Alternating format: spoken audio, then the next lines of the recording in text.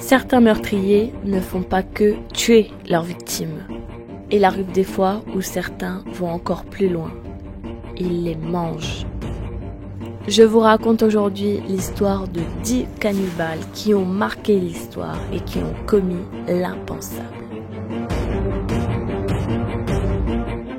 Salut tout le monde et bienvenue au nouveau Malicieux et Malicieuse. Aujourd'hui encore, on se retrouve pour une nouvelle vidéo. Cette fois-ci, ce sera un top 10 sur les cannibales. Pour n'en rater aucune, alors abonnez-vous et sans plus tarder, je vous raconte la première histoire, celle d'un cannibale très connu que j'ai nommé Albert Fish.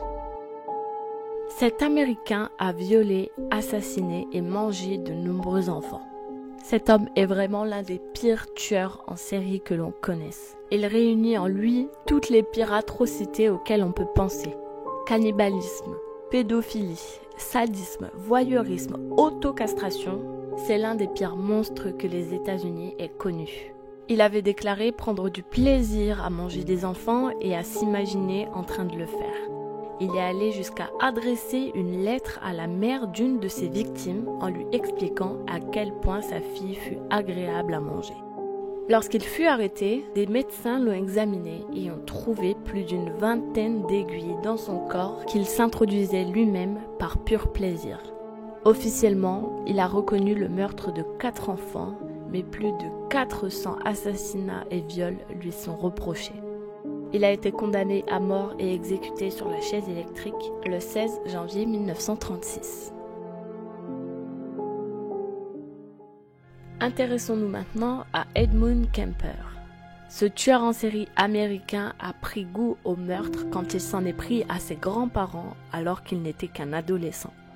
À l'âge adulte, il s'est mis à enlever puis à assassiner des jeunes femmes, abusant ensuite de leur corps pour finir par les dévorer. Il expliqua par la suite qu'il les mangeait pour les posséder pour toujours. Ce malade a commis d'autres atrocités, comme par exemple dans son enfance, quand il prend plaisir à torturer et à décapiter des animaux, et notamment son chat qu'il enterre vivant. Selon certains psychologues, Edmund Kemper avait nourri une colère féroce envers les femmes depuis que sa mère le forçait à rester vivre dans la cave puisqu'il effrayait ses sœurs.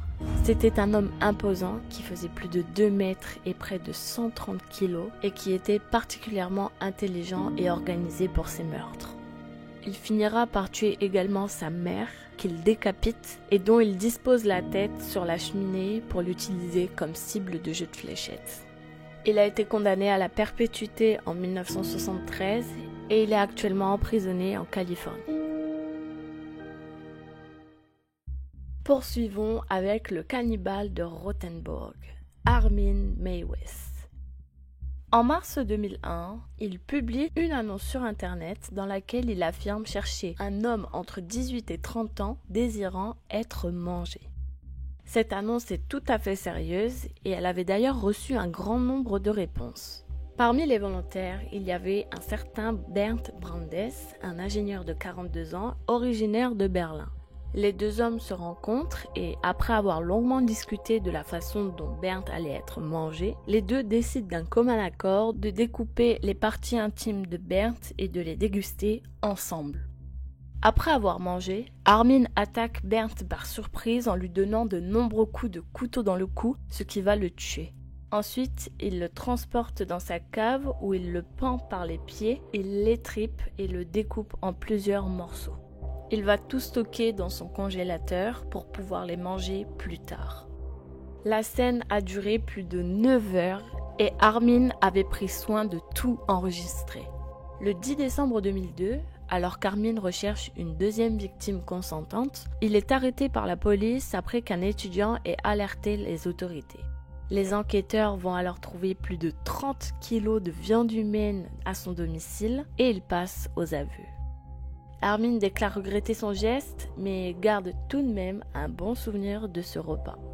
Il est condamné en 2006 à la prison à perpétuité et fin 2007, Armin Meiwes se déclare maintenant végétarien.